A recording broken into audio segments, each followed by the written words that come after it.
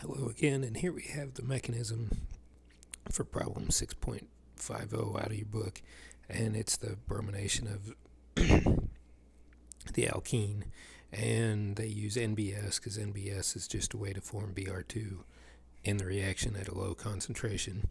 So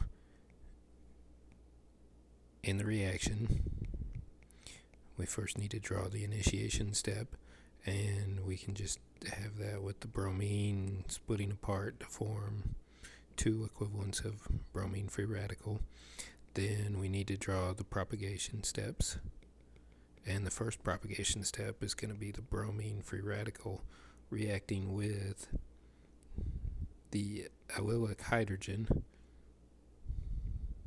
to abstract it off of the allylic carbon to give us that radical along with HBr.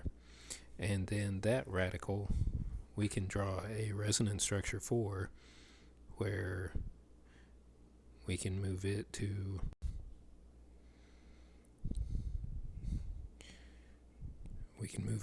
the other position, forming the other allyl radical that is possible from this compound. And then from both of those resonance structures, which we can just redraw again down below so that we don't do too many things from one thing, each of the resonance structures can go grab one of the bromines from the Br2 that was formed. And so one product is that, and the other one comes from this resonance structure, and it goes and grabs a bromine off of the low concentration of Br2 formed in the reaction. And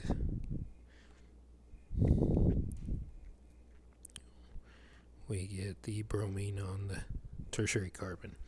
And then, since we've shown both of the main products from the reaction, we can draw the termination step where two free radicals come together to terminate the reaction. And it can be any two free radicals, just like we said in class.